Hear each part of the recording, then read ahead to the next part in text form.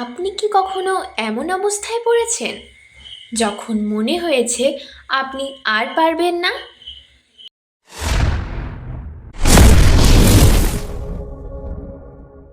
তিনবার ব্যর্থ হওয়ার পরেও কেউ যদি আইএএস হতে পারে তাহলে আপনি কিভাবে পারবেন না?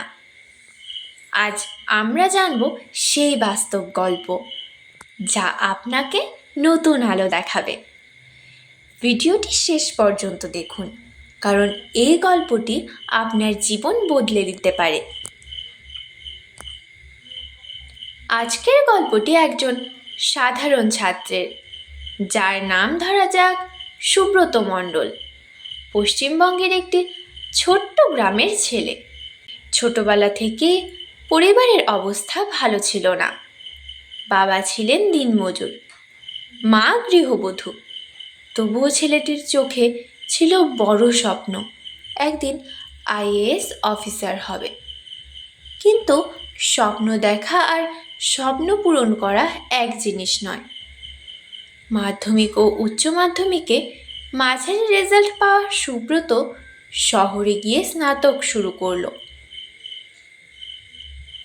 প্রথমবার ইউপিএসসি পরীক্ষার নাম লেখার শুধুমাত্র স্বপ্ন দেখে, প্রস্তুতি ছাড়াই। ফলাফল সোজা ফেল।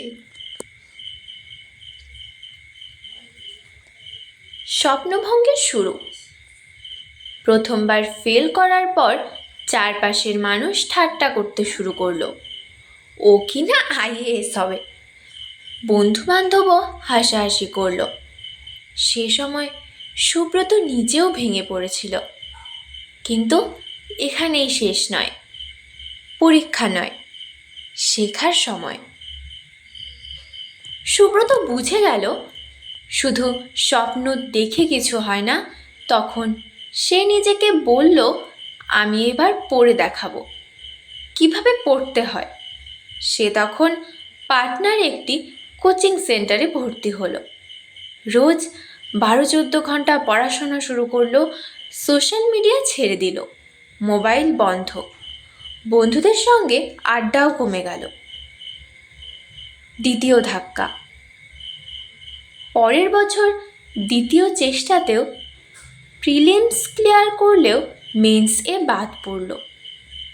এটা ছিল সবচেয়ে বড় ধাক্কা, কারণ এবার সে পড়েছিল মন দিয়ে, কান্না করেছিল রাত ভর, কিন্তু ভেঙে যায়নি। তার বাবার একটি কথা তখন তার মাথায় বাজছিল, হেরে গেলে নয়, ছেড়ে দিলে হেরে যাবে। আর্থিক বিপর্যয়। চতুর্থবার পরীক্ষার প্রস্তুতির আগে হঠাৎ বাবার কাজ চলে যায়। ঘরে খাওয়ার টাকাও ছিল না।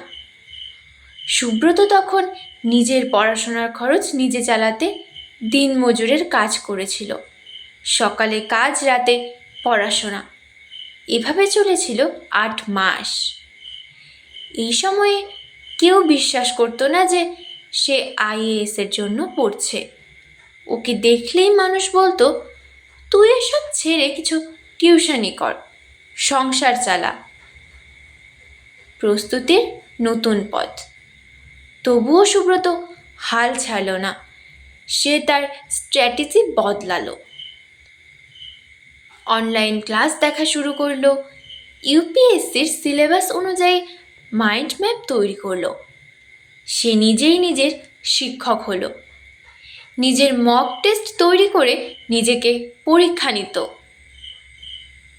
চতুর্থবারে বাজিমাত। 2022 সালে ইউপিএসসি চতুর্থবারের জন্য দিল সুব্রত। এবার সে একদম প্রস্তুত ছিল। প্রিলিমস, মেন্স ও ইন্টারভিউ সব পেরিয়ে অবশেষে তার নাম আসে অল ইন্ডিয়া র্যাঙ্ক 78। যে ছেলেটিকে সবাই বলতো তুই পারবি না, সেই ছেলেটি এখন বাংলার গর্ব, ভারতের গর্ব, একজন আইএএস অফিসার। ব্যর্থতা মানে শেষ নয়, ওটা নতুন করে শুরু করার সুযোগ। পরিশ্রম কখনো বৃথা যায় না, ঠিক সময়ে তার ফল আসে। নিজের ওপর বিশ্বাস রাখতে হয়। সবাইকে না বললেও নিজেকে হ্যাঁ বলতে হবে। পরিস্থিতি যতই কঠিন হোক না কেন, আপনি চাইলে পারবেন।